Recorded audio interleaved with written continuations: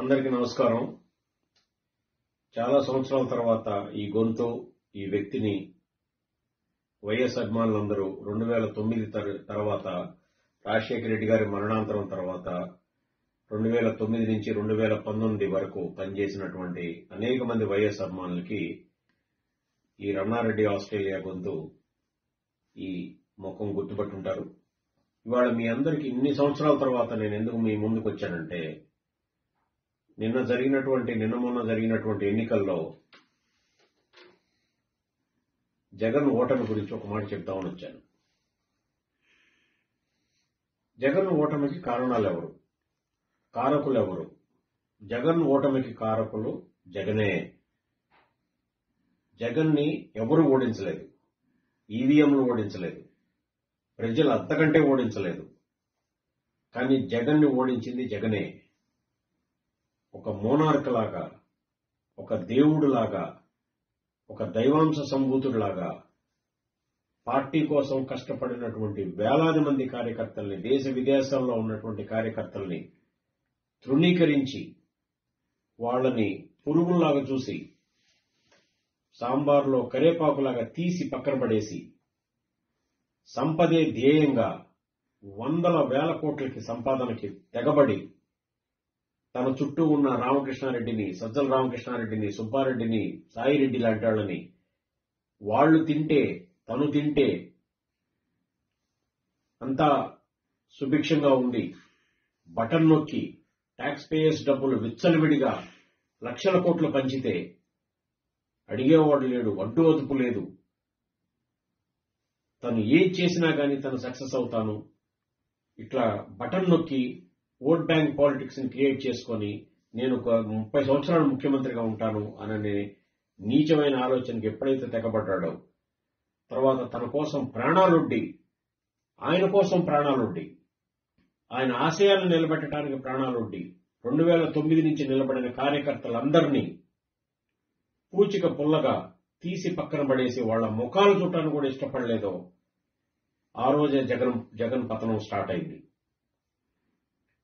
జగన్ రాజశేఖర రెడ్డి కొడుకు ఎట్టి పరిస్థితుల్లో కాదు. బయలాజికల్ సన్ అయితే అయ్యుండొచ్చు, బయలాజికల్ సన్ ఏమో గాని రాజకీయ వారసుడు కానే కాదు. జగన్ కి ఉన్నదంతా డబ్బు పిచ్చి, తన వృద్ధి, తన చుట్టూ ఉన్నటువంటి ఈ వంది మాగదులు, వీళ్ళందరూ 4 రూపాయలు ఎట్లా సంపాదించుకొని పైకెళ్ళాలి అనే ఆలోచన తప్ప ఇంకొక ఆలోచన లేదు. లక్షలాది మంది కార్యకర్తల్ని, దేశ విదేశాల్లో ఉన్న కార్యకర్తల్ని వాడుకొని వాళ్ళు ఎంతో అభిమానంతో స్వచ్ఛందంగా తమ రక్తాన్ని దారబోసి, తమ డబ్బుల్ని దారబోసి ఆయన కోసం, ఆయన పాలన కోసం, ఆయన లాంటి మనిషిని చుట్టానికి జగన్ కోసం కష్టపడితే అదంతా కూడా తాను, దేవుడు, ప్రజలు మధ్యలో ఎవరూ లేరన్నట్టు విచ్చలవిడి తరానికి తెగబడిన జగనే కారకుడు. చివరిగా నా ఒక్క వినపం వైఎస్ఆర్ అభిమానులందరికీ,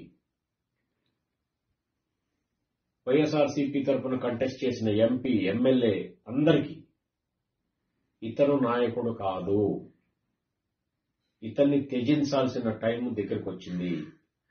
ఇతన్ని నాయకుడిగా దయచేసి గుర్తించకండి.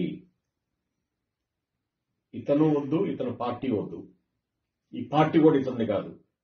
నల్గొండ జిల్లాకి చెందిన శివకుమార్ రిజిస్టర్ చేస్తే ఆ పార్టీని కొనుక్కున్నాడు ఇతను.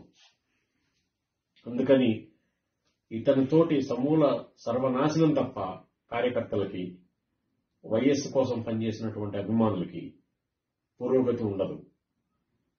అందుకని ఈ ఓటమికి కారకుడు జగనే, ఈవీఎంలు కాదు. మిగతా ఇటువంటి పిచ్చి విషయాల్లోకి వెళ్లి తప్పుదారి పట్టించి ఆడేం చేస్తాడంటే, ఇవాళ ఆడి డోర్లన్నీ అందరికీ ఓపెన్. సాయిరెడ్డి డోర్లు ఓపెన్, సుబ్బారెడ్డి డోర్లు ఓపెన్, సజ్జల రామకృష్ణారెడ్డి డోర్లు ఓపెన్. వీళ్ళు వందల వేల కోట్లు తిని వీళ్ళు నెక్స్ట్ 50 తరాలకి సుప్రీంకోర్టులో కూడా ఏ కేసు అయినా కానీ ఫైట్ చేయగలిగే పరిస్థితిలో ఉన్నారు వీళ్ళ మీద వచ్చే కేసులు. కానీ యావరేజ్ కార్యకర్తను ఆదుకునే దిక్కు దివాణం లేదు. వీళ్ళను పొరపాటును కూడా నమ్మొద్దు, వీళ్ళకి ఎట్టి పరిస్థితుల్లో సహాయం చేయొద్దు. దయచేసి వైఎస్ఆర్సీపీ కోసం ఎట్టి పరిస్థితుల్లో రోడ్డు మీదకి రావద్దు. Thank you.